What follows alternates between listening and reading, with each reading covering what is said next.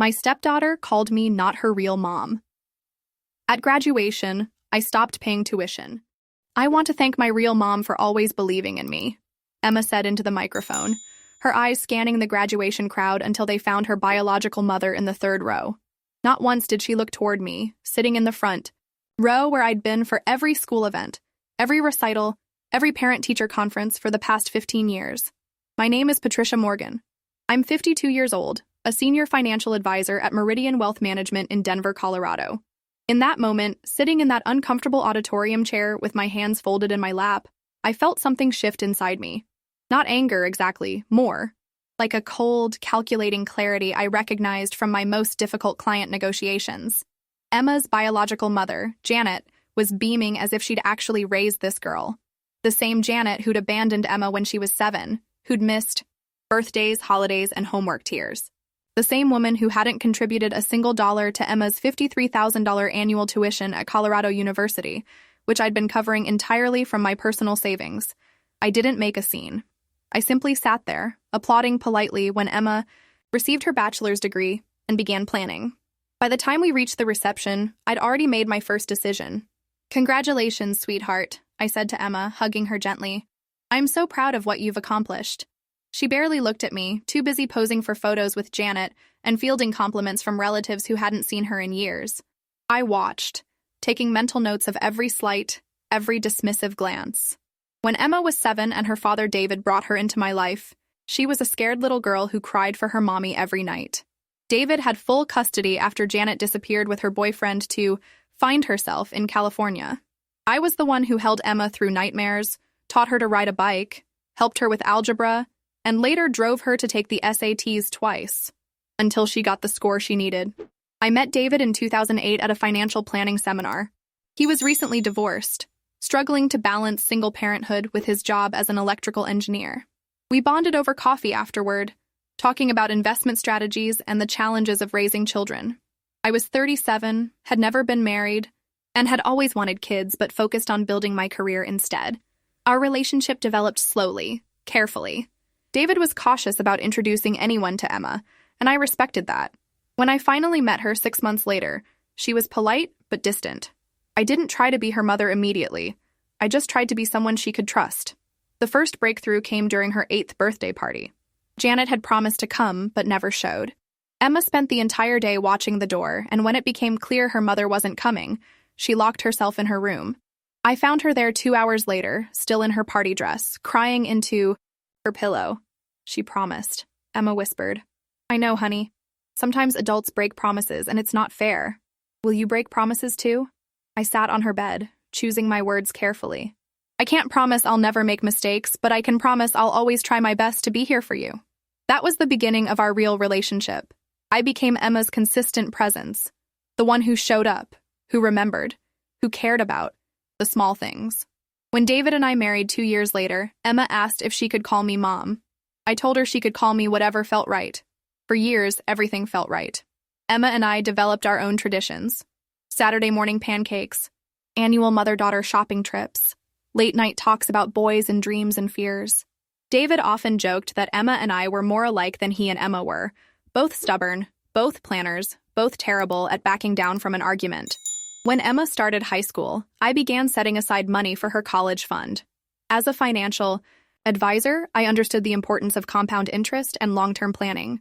By the time she was a junior, I had accumulated $127,000 specifically earmarked for her education. But Emma had her sights set on Colorado University's prestigious business program, which cost significantly more than state schools. The total 4-year IE cost would be approximately $212,000. David and I discussed it extensively. His salary as an engineer was solid but not exceptional. My income was higher, and I had better savings discipline. "I'll cover it," I told him one evening in early 2019. "Emma's worked so hard, and this program could set her up for life. Patricia, that's an enormous amount of money. She's worth it," I said simply. And I meant it. Throughout Emma's freshman year, Janet remained largely absent. She'd surface occasionally with phone calls and Facebook comments, but she lived in Oregon with her third husband and showed little interest in Emma's daily life. Emma seemed fine with this arrangement. She rarely brought up her biological mother, and when she did, it was usually with indifference. But something changed during Emma's sophomore year. Janet began calling more frequently, usually when she needed something advice about her marriage, money for car repairs, or emotional support during her various crises. Emma, now 19 and naturally sympathetic, began responding to these calls. Noticed Emma becoming more secretive, spending hours on phone calls she'd take outside or in her room. When I asked about it, she'd brush me off with vague answers about friend drama or school stuff. The first real warning sign came during Emma's winter break in her junior year. She was home for 3 weeks, and I'd planned several mother-daughter activities, our traditional cookie baking day, shopping for spring clothes, and a weekend spa trip we'd been doing annually since she was 14. "Actually, Patricia," Emma said, on December 20th, "I think I'm going to skip the spa trip this year."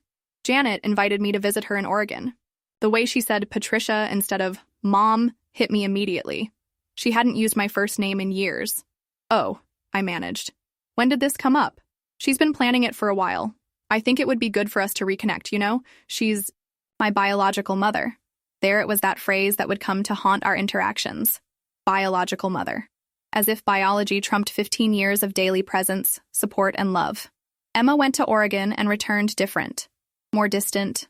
More critical of small things that had never bothered her before. She complained about my cooking, rolled her eyes at my advice, and started spending more time texting than talking during our drives.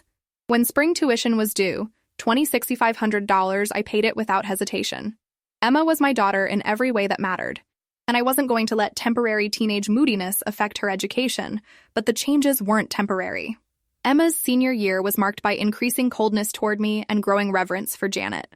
She started talking about Janet's wisdom and free spirit, conveniently forgetting that Janet's free spirit had led her to abandon her 7-year-old daughter. The breaking point should have been Easter dinner 2023. Emma was home from school, and I'd spent all day preparing her favorite meal, herb-crusted salmon, roasted vegetables, and the lemon cake I'd made for her birthday every year since she was 8. "This is good," Emma said, picking at her salmon. "But Janet makes this incredible Pacific Northwest version with locally sourced ingredients. She's really into sustainable living now." "That sounds nice," I replied, though internally I was screaming. I'd been making this exact salmon recipe for Emma for over a decade, perfecting it based on her preferences, and now it wasn't good enough because Janet had discovered sustainability. "You know," Emma continued, "Janet was telling me how much she regrets not being more involved in my life. She said she was dealing with severe depression and addiction issues, but she's worked through all of that now. She's a completely different person." David cleared his throat uncomfortably. He remembered Janet's issues, primarily her inability to hold a job, maintain relationships, or show up when she was needed. "People can change," I said carefully. "I'm glad she's doing better." "She really is. She's been sober for 3 years, and she's working as a life coach now. She helps people overcome their past mistakes and build better futures." I bit my tongue. Janet was a life coach who'd spent 15 years avoiding the biggest responsibility of her life, but apparently that qualified her to advise others. After dinner, I was cleaning dishes when I overheard Emma on the phone with Janet in the living room. "No, she doesn't really understand me the way you do," Emma was saying. "Patricia's nice and everything, but she's so rigid and controlling. Like, she tracks every penny I spend and wants to know exactly how I'm doing in every class. You get that I'm an adult now." I stood at the sink, holding a wet plate, feeling like I'd been slapped. Rigid and controlling. That's what 15 years of caring, involvement, and financial support had earned me in Emma's eyes. I started documenting things after that. Not out of malice, but from a financial advisor's instinct for record-keeping. I noted every tuition payment, every expense, every phone call where Emma praised Janet while dismissing me. Fall 2023 tuition, $27,200, paid September 1st. Spring 2024 tuition, $27,200, paid January 15th. Books, supplies, and miscellaneous expenses, $3,400 per semester. Additional costs, I covered. Emma's car insurance, cell phone, spending money, spring break trips, sorority fees. Total amount invested in Emma's college education by graduation, $198,750. Total amount contributed by Janet, $0. 2 weeks before graduation, Emma called to discuss the ceremony logistics. "So Janet's definitely coming," she said, excitement clear in her voice. "She's so proud of me for graduating. She said she always knew I'd be successful because I inherited her determination and independence." "That's nice," I said, adding another note to my growing file. "And I'm giving a speech as class secretary. so I'm working on thanking everyone who helped me get here. I'm sure you'll do wonderfully. What I didn't say was that I'd been the one encouraging Emma to run for class secretary, helping her prepare campaign materials, and coaching her through her nervousness about public speaking. But apparently Janet's long-distance belief in her was more meaningful than my hands-on support. The day of graduation arrived unseasonably cold for May in Colorado. I wore my navy suit, the one Emma had helped me pick out 3 years earlier for a major client presentation. "You look like a person who gets things done," she'd said then, grinning with pride. Now, sitting in that auditorium, I watched Emma fidget with her graduation cap and scan the crowd until she spotted Janet. The smile that spread across her face when she saw her biological mother was brighter than any expression she'd directed toward me in months. When Emma's turn came to speak, she walked to the podium with confidence I'd helped her build through years of encouragement and practice. "I want to thank my real mom for always believing in me," she said, and those 7 words crystallized everything that had been building for 2 years. Real mom. Not the woman who'd raised her, supported her, or invested nearly $200,000 in her future. The woman who'd shown up for a graduation ceremony was her real mom. I didn't react visibly. 15 years of client meetings and difficult negotiations had taught me to control my expressions, but I was already calculating. At the reception, afterward, I approached Emma with genuine congratulations. She was surrounded by friends and distant relatives, all eager to celebrate her achievement. "I'm so proud of you," I told her, meaning it despite everything. "Thanks, Patricia," she replied, already looking past me toward Janet, who was holding court near the refreshment table, telling anyone who'd listen about her daughter's accomplishments. That evening, back at home, I opened my laptop and began researching graduate school programs. Emma had been accepted to Colorado University's MBA program and was planning to start in the fall. The program cost $3,500 per year for 2 years. I'd already mentioned to Emma that I'd continue supporting her through graduate school. It was an offhand comment made months earlier when we were still in a good place and I still believed I was her mom in every way that mattered. But things had changed. I spent the weekend thinking, reviewing my records, and considering my options. On Monday morning, I called Emma. "Hi, sweetheart. I hope you're still enjoying your graduation celebration." "Oh, hi, Patricia. Yeah, it's been great. Janet and I went out for brunch this morning, and we talked about everything. She's been so supportive." "That's wonderful. I'm calling about your graduate school plans. I need to discuss some changes in my financial situation." "What kind of changes?" "Well, I've been reviewing my records, and I realize I've invested $198,750 in your undergraduate education. That's significantly more than I initially projected, and it's impacted my retirement planning." "Okay." Emma's tone was cautious now. "I think it's time for you to take more responsibility for your education costs. You're an adult now, as you've mentioned, and I believe it would be good for you to have more independence in financing your future." "What does that mean exactly?" "It means I won't be able to continue covering your graduate school expenses. You'll need to explore other options, student loans, scholarships, or perhaps family support from other sources." There was a long silence. "Patricia, you can't be serious. We talked about this. You said you'd help with graduate school." "I said I'd help, and I have. I've contributed nearly $200,000 to your education. But I think it's time for your real mom to start contributing to your real expenses." Another silence. Longer this time. "You're doing this because of what I said at graduation. I'm doing this because I've realized that my role in your life has been primarily financial, and that role is no longer sustainable for me." "That's not—" "I didn't mean—" "Emma, you've made it clear over the past 2 years that Janet is your real mother, the person you turn to for support and guidance. I respect that. But real mothers also provide real financial support. You know, Janet can't afford graduate school. That's not my responsibility anymore. I've done my part. Patricia, please. I was just emotional at graduation. You know you're important to me. I am sure Janet will help you figure out alternative arrangements. She's a life coach now, so she should be able to guide you through this transition." I hung up feeling calmer than I had in months. Within an hour, David was calling. "Patricia, what's going on?" Emma just called me in tears. "I've decided not to fund her graduate school." "Why?" "We can afford it." "We can afford it, but I don't choose to afford it. There's a difference." David came home early that day, and we had our most serious conversation in years. "She's been taking you for granted," he admitted. "I've noticed it too, but I didn't know how to address it. She's an adult. She can make her own choices about who she considers family, but I can make my own choices about how I spend my money. What if she apologizes?" David, this isn't about an apology. This is about respect and recognition. Emma has spent 2 years making it clear that Janet is her real mother while treating me like a convenient financial resource. I'm not interested in funding someone who sees me that way. That evening, Emma came over. She'd been crying, and for a moment, she looked like the little girl who'd needed comfort after her 8th birthday party. Patricia, can we talk? Of course. We sat in the living room where I'd helped her with homework for years, where we'd talked about her dreams and fears, where I'd watched her grow into a confident young woman. I know what I said at graduation hurt you. Emma, it wasn't just graduation. It's been 2 years of you turning to Janet for emotional support while expecting me to provide financial support. I'm not a bank. That's not how I see you. Isn't it? When's the last time you asked my advice about something important? When's the last time you called me just to talk? Not because you needed something? When's the last time you introduced me as your mom instead of by my first name? She was quiet, thinking. I guess I started seeing Janet as the fun parent, and you as the responsible one. And maybe I took you for granted because you were always there, while Janet was special because she wasn't. Emma, I want you to understand something. I chose to be your mother every single day for 15 years. I chose to pay for your education, support your dreams, and put your needs ahead of my own wants.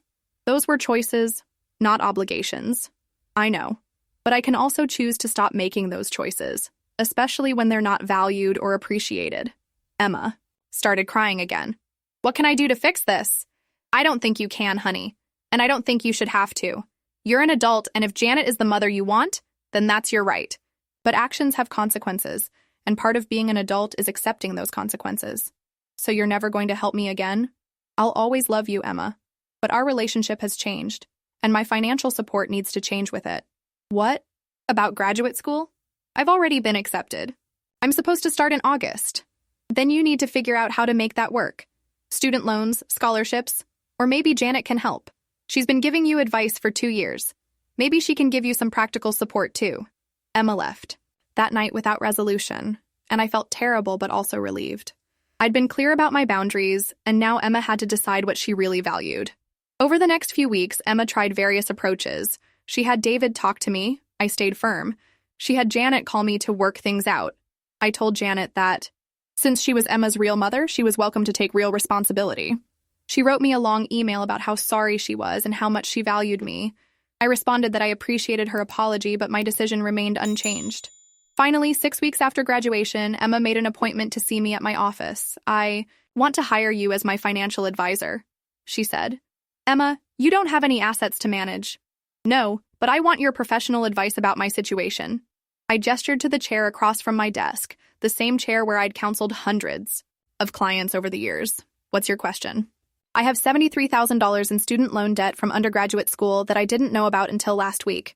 Apparently, you were covering my payments as well as tuition. I nodded. I'd been making Emma's loan payments automatically for 4 years to protect her credit score. Graduate school will cost $69,000 total. I can get additional student loans to cover most of it, but I'll graduate with about $135,000 in total debt. Starting salaries in my field are around $65,000. What do you advise? Honestly? Yes. Don't go to graduate school yet. Work for a few years, pay down your undergraduate debt, and save money. Then pursue your MBA when you can afford it better, or find an employer who will contribute to tuition. How long would that take? If you're disciplined with your money, probably 5 to 7 years. Emma was quiet for a few minutes. Janet thinks, I should just take the loans and worry about paying them back later. Janet doesn't have any experience with student loan debt or financial planning. No, she doesn't. We sat in silence. Patricia, I think I understand now what I did. What did you do? I treated you like you were just the person who paid for things while treating Janet like she was the person who mattered emotionally. But Janet doesn't know how to handle real problems, and you do. Emma, I want you to know that paying for things was never a burden when I felt valued and appreciated. I was happy to support you because I loved you and believed in your future. Do you still believe in my future? Yes. But I believe you need to start building it yourself. What if I asked you to be my mom again? Really asked, not just expected? Emma, I've always been your mom in my heart. But being someone's mom isn't just a title. It's a relationship based on mutual respect and appreciation. You can't just flip a switch and expect everything to go back to the way it was. So this is permanent? I don't know. That depends on both of us. Emma did end up deferring graduate school. She got a job at a marketing firm in Denver, moved into a small apartment with roommates, and started learning what financial independence actually looked like. The first few months were rough. She called me several times, frustrated with budgeting and bill paying and the general stress of supporting herself. Each time, I gave her practical advice but didn't offer to solve her problems for her. Janet, meanwhile, didn't adapt well to Emma's new expectations of support. When Emma asked for help with moving expenses, Janet sent $100 and a life coaching book about manifesting abundance. When Emma was stressed about work and needed someone to talk to, Janet was usually busy with her own drama. Gradually, Emma started calling me more, and Janet less. Not because she needed money. I'd made it clear that financial support wasn't automatic anymore, but because she needed actual guidance and perspective. I think I'm finally understanding the difference between someone who loves you and someone who's there for you, Emma told me 6 months after graduation. Janet loves me, but she's never actually been there when things got hard. Being there is a choice people make every day, I replied. It's not always easy or fun, but it's what real relationships require. Will you ever forgive me for not seeing that sooner? Emma, there's nothing to forgive. You were trying to figure out your identity and your relationships. That's normal, but I needed to protect myself from being taken for granted. I miss our Saturday morning pancakes. Me too. A year after graduation, Emma got a promotion and a significant raise. She also received a small inheritance from her grandfather, David's father, who had always treated her like his biological granddaughter. She used the inheritance money to pay down her student loans, and then made an appointment to see me again. Want to start planning for graduate school, she said. With my promotion, I think I can swing it financially if I'm careful. That's great. What's your timeline? I'm thinking 2 years from now. I'll be 25, I'll have 4 years of work experience, and I'll have paid off about half my undergraduate debt. That sounds like a solid plan. Patricia? Yes? Would you help me with the application process? Not financially, but with the essays and interviews and everything? The way you helped me get into undergraduate school? It was the first time in over 2 years that Emma had asked for my emotional support instead of my financial support. I'd be honored to help you with that. And maybe afterward, we could go get pancakes? I smiled. I'd like that very much. Emma did apply to graduate school 2 years later, and she got into 3 excellent programs, including Colorado University. She chose a different school one that offered her a partial scholarship and had a better evening program that would let her keep working. She paid her own way.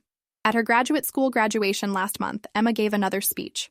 This time she thanked my mom, Patricia, who taught me that love isn't just about being there for the good times, but about showing up with practical support and real guidance when life gets challenging. I cried, which I hadn't done at her undergraduate graduation. Afterward, at the reception, Emma introduced me to her professors and classmates as her mom. Not her stepmom, not by my first name, just as her mom. I'm so proud, I told her. I couldn't have done it without you, she replied. And I don't just mean financially. I mean, I couldn't have become someone capable of doing this myself if you hadn't shown me what real responsibility and commitment look like. Janet didn't attend Emma's graduate school graduation.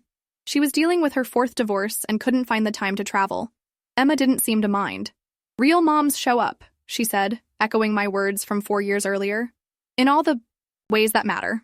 Looking back, I don't regret cutting off Emma's financial support when she was 22. It was the hardest thing I'd ever done as a parent, but it was also the most important. Emma needed to learn the difference between being loved and being supported, between words and actions, between feeling entitled to help and appreciating it. More importantly, I needed to learn that being a mother didn't mean accepting disrespect or being taken for granted. Love without boundaries isn't actually love. It's just enabling. Emma and I have a better relationship now than we ever had before. It's built on mutual respect, genuine appreciation, and the understanding that both love and support are choices we make for each other every day. And yes, we still have those Saturday morning pancakes, usually while Emma tells me about her new job and financial planning. Apparently, she decided my rigid approach to money management was actually something she wanted to learn. She's going to be an excellent financial advisor. She's learned firsthand that the most valuable things in life require investment, patience, and the wisdom to know when tough love is actually love. Real mothers, we've both learned, do whatever is necessary to help their children grow, even when it breaks their hearts in the short term. Sometimes the most loving thing you can do is let someone figure out what they've lost and what they need to do to earn it back. The money I saved by not paying for Emma's graduate school, I've invested it in a fund for my future grandchildren, Emma's children, when she has them, because I believe in second chances and long-term planning. But those grandchildren will grow up understanding that support is a gift, not a guarantee, and that the people who show up consistently deserve gratitude, not just for the big moments, but for all the small ones in between. That's what real families do.